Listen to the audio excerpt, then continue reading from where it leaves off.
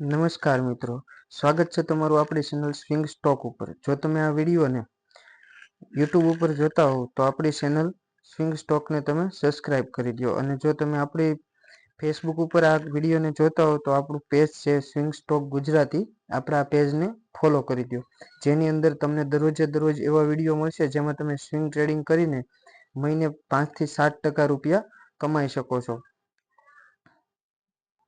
અને વિશ્વાસ ન આવતો હોય તમને તો તમે પાછળના વિડીયો આપણા જોઈ શકો છો કે જેમાં મેં કેટલું રિટર્ન અપાવેલું છે। તો આજે શુક્રવાર છે અને શનિવાર છે, સોરી મિત્રો, આજે શનિવાર છે અને શનિવારના દિવસે આપણે ઇન્વેસ્ટમેન્ટ માટેનો એક વિડીયો બનાવીએ છીએ। તો આજે પણ આ વિડીયો આપણે ઇન્વેસ્ટમેન્ટને લગતો બનાવવાનો છે, જે રહેશે તમારા માટે। અને ઇન્વેસ્ટમેન્ટમાં પણ આ માટેનો વિડીયો આ વખતે આપણે આની પહેલા આપણે એક વિડીયો બનાવ્યો હતો ઝોમેટોનો, જે આઈટી સેક્ટરમાં ગણાય છે, અને એની પછી બનાવ્યો હતો એક શ્યામ મેટાલિકનો, જે મેટાલિક સેક્ટરમાં સ્ટીલ સેક્ટરમાં આવે છે। જ્યારે આ વખતે ફાઇનાન્સ સેક્ટરનો આપણે એક કંપની વિશે માહિતી લેવાની છે કે ફાઇનાન્સ સેક્ટરમાં આપણે કદાચ રોકાણ કરવું હોય તો કેવા સ્ટોકને ખરીદી કરીને લોંગ ટર્મ માટે ચાલવું જોઈએ। તો આપણે જે સ્ટોક વિશે વાત કરવાના છે એ કામ કરે છે ફાઇનાન્સમાં, જે બેંક પાસેથી ફાઇનાન્સની વધુમાં વધુ કંપની, એટલે કે બધી કંપની એવું જ કરે છે કે બેંક પાસેથી પૈસા ઉધાર લે છે અને આપણને કસ્ટમરને લોન આપે છે જે વધુ ઇન્ટરેસ્ટની હોય છે। એનબીએફસી આપણે જાણીએ છીએ કે બજાજ ફાઇનાન્સ છે, આ બધી કંપની, આઈડીએફસી છે, આ બધી કંપની એવું જ કરે છે કે બેંક પાસેથી લોન લે છે અને એ જ પૈસા આપણને વધુ ઇન્ટરેસ્ટે આપણને લોન આપે છે, અને વચ્ચેનો જે વધુ પ્રોફિટ મળે છે એ લોકો રાખે છે। તો આ વખતે આપણે વાત કરવાના છીએ જીઓ ફાઇનાન્સની। તો જીઓ ફાઇનાન્સ જે છે એ આખું માર્કેટ ચેન્જ કરવા માંગે છે। જ્યારે જીઓ ડિજિટલ આવ્યું હતું, જીઓ નામની કંપની આવી હતી આપણે સિમ કાર્ડ વાળી, ત્યારે એને બધી કંપની બજારમાં હતી, બધી વોડાફોન આઈડિયા છે, એરસેલ છે, ટાટા ડોકોમો હતી, આવી ઘણી બધી કંપની હતી, એરસેલ હતી, વિડીયોકોન હતી, આવી બધી કંપનીને ખાઈ અને અત્યારે જીઓ એકલી કંપની માર્કેટ લીડર બનીને બેઠી છે। તો જીઓ ફાઇનાન્સમાં પણ મુકેશ અંબાણી બીજી વખત આવું કરવા માંગે છે। જીઓ ફાઇનાન્સ છે પેમેન્ટનું કામ કરે છે, એટલે કે Paytm, Google pay, phone pay ને ટક્કર આપશે।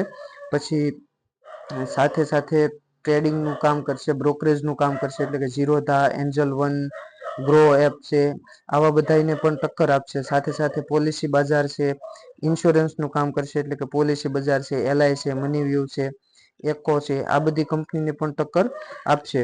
તો ભવિષ્યમાં જીઓ આવું ફાઇનાન્સ સેક્ટરમાં પણ લીડર બનવા જઈ રહી છે, અને હજી કંપની શરૂ પણ નથી થઈ, ત્યાં તો એ માર્કેટમાં બીજા નંબરની કંપની તો બની ગઈ છે। કારણ કે બધી કંપની શું કરે છે કે બેંક પાસેથી પૈસા ઉધાર લે છે અને આપણને વધુ વ્યાજ દરોએ લોન આપે છે। જ્યારે જીઓ છે એ પોતાના જ પૈસા, એને અમેરિકાની એક બ્લેક રોક નામની કંપની છે તેની પાસેથી પાર્ટનરશિપમાં આ બિઝનેસ ચાલુ કરેલો છે। એટલે કે કોઈ બેંક પાસેથી ઉધાર પૈસા લઈને આપણને વધુ વ્યાજે આ જીઓ પૈસા લોન નહીં આપે, પણ પોતાના જ પૈસા છે એ જ લોન આપશે। એટલે બીજાની કોમ્પિટિશનમાં ટક્કર આપીને ઓછા વ્યાજ સાથે પોતાને ગ્રાહકો, પોતાના કસ્ટમરો ગોતી લે છે।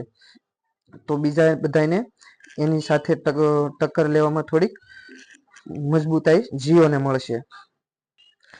હવે આપણે જીઓ ફાઇનાન્સનો ચાર્ટ જોઈ લઈએ તો જીઓ ફાઇનાન્સના ચાર્ટની અંદર અત્યારે 353 રૂપિયા ઉપર જીઓ ફાઇનાન્સનો ભાવ ચાલી રહ્યો છે।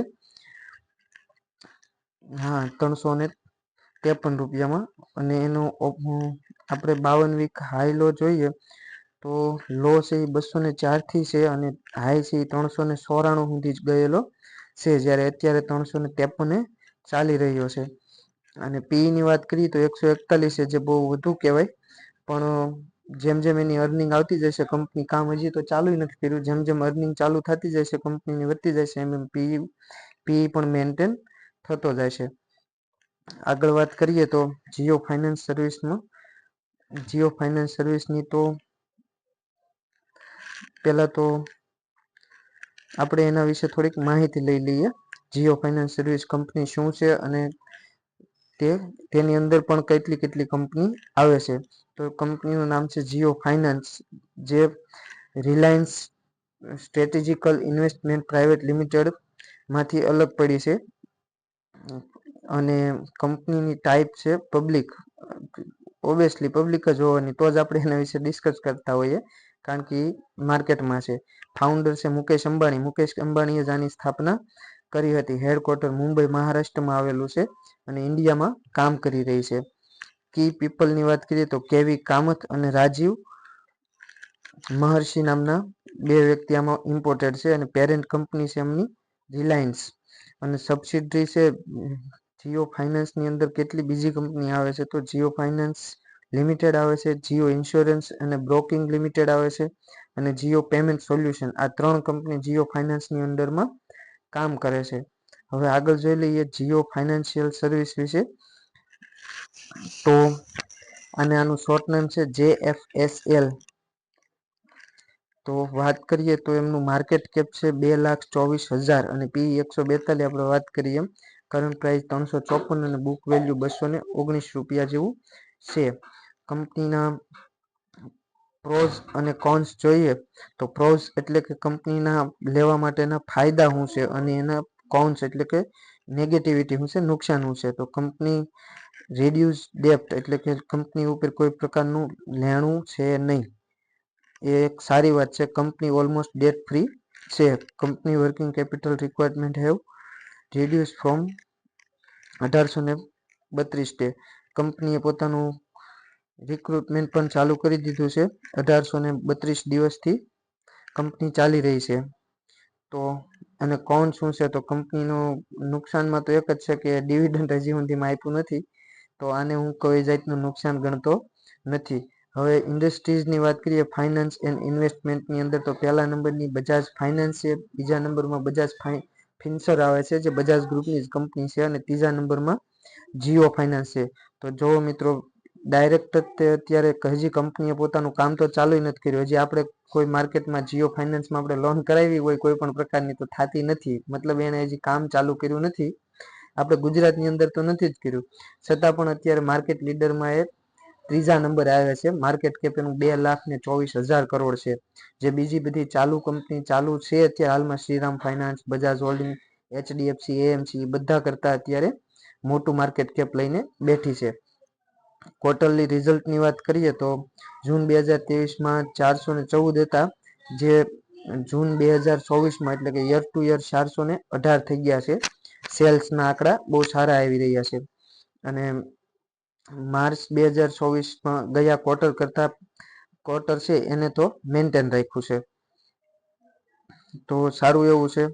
ક્વાર્ટર ટુ ક્વાર્ટરની વાત કરીએ તો ઓપરેટિંગ પ્રોફિટ 320 માંથી 344 થયો છે અને નેટ પ્રોફિટની વાત કરીએ તો 311 માંથી 313 કરોડ થયો છે, જે એવરેજ ચાલુ છે એમણે. જો આ જે છે એ બધું કંપનીનું જે પ્રોફિટની બધું કંપની કામ ચાલુ નથી કર્યું તો કેમ આવી રહ્યું છે એવું લાગતું હશે. પણ અત્યારે જીઓ ફાઇનાન્સ સર્વિસના પૈસા બધા રિલાયન્સમાં છે ને રિલાયન્સમાંથી જે ડિવિડન્ડ આવે છે એ જ આ કંપનીનો પ્રોફિટ દેખાય છે, કારણ કે કંપની હજી પોતાનું કામ ચાલુ કર્યું નથી. રિલાયન્સમાંથી જે ડિવિડન્ડ આવે છે એ આમાં જીઓ ફાઇનાન્સની કમાણી દેખાય છે. એટલે છતાં પણ સારું એવું છે, કોઈ વાંધો છે નહીં. વાત કરીએ પ્રોફિટ લોસની તો 2023 કરતાં તો 2024માં સારામાં સારું છે. જે કંપનીના હાથમાં પૈસા આવતા જાય છે જેમ જેમ એમ સારું જ દેખાતું જાય છે. CAGRની વાત કરીએ સ્ટોકના CAGRની તો એક વર્ષમાં 55% જેવું રિટર્ન આપી દીધું છે. કંપની પાસે રિઝર્વ પૈસા કેટલા છે અને કંપની પાસે લેણું કેટલું છે અત્યારે મેઇન વસ્તુ તો એ જ જોવાની છે. તો કંપની પાસે 2023માં 1,14,000 કરોડ હતા, જ્યારે અત્યારે 1,32,700 કરોડ જેવું થયું છે. જ્યારે બોરોવિંગ લેણાની વાત કરીએ તો 743 કરોડનું લેણું હતું, જે અત્યારે 0 થઈ ગયું છે. વાત કરીએ આની આપણે શેર હોલ્ડિંગ પેટર્નની તો પ્રમોટર પાસે 47% જેવું અત્યારે હાલમાં છે. જે આપણે શેર લિસ્ટ થયો ત્યારે 47.77% હતું, એની કરતાં અત્યારે પ્રમોટરે પણ શેર પોતાના વધારી લીધા છે.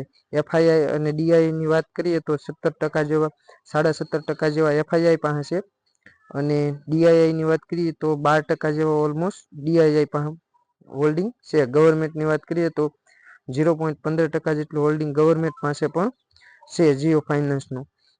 અને પબ્લિકની વાત કરીએ તો 23% જેવું પબ્લિક પાસે છે હોલ્ડિંગ, જે આની અંદર મને થોડુંક ખરાબ લાગી રહ્યું છે કે પબ્લિક સતત ને સતત વધતી જાય છે. આ એક જ મને નેગેટિવ પોઈન્ટ લાગી રહ્યો છે મારી તરફથી હું કહું તો. બાકી બધું બહુ સારું છે. પ્રમોટરની અંદર આપણે જોઈએ તો Reliance industries holding private limited, સિક્કા પોર્ટ, શ્રીજી, બહુ મોટા મોટા નામ છે. મુકેશ અંબાણીનું પણ નામ છે, ઈશા અંબાણીનું, આકાશ અંબાણીનું, અનંત અંબાણીનું. આ બધાના પ્રમોટરમાં આ લોકોના નામ આવી રહ્યા છે જે અંબાણી ફેમિલી છે, જે બહુ સારી વાત છે. પ્રમોટર પછી આપણે એફઆઈઆઈ ની વાત કરીએ તો ગવર્મેન્ટ ઓફ સિંગાપોરે પણ આની અંદર ઇન્વેસ્ટમેન્ટ કરેલું છે અને યુરો પેસિફિક ગ્રોથ ફંડ નામના ફંડે પણ આની અંદર ઇન્વેસ્ટમેન્ટ કરેલું છે. ડીઆઈઆઈ ની વાત કરીએ તો આપણે લાઈફ ઇન્સ્યોરન્સ કોર્પોરેશન એટલે કે એલઆઈસી નું પણ 6.5% જેવું આમાં ઇન્વેસ્ટમેન્ટ છે. કોન્ટ મ્યુચ્યુઅલ ફંડનું પણ છે અને મોતીલાલ ઓસવાલ મ્યુચ્યુઅલ ફંડનું પણ આની અંદર રોકાણ છે, જે બહુ સારું એવું મને લાગી રહ્યું છે. ઓલ ઓવર વાત કરું તો જીઓ ફાઇનાન્સ કંપની મને તો બહુ સારી લાગી રહી છે.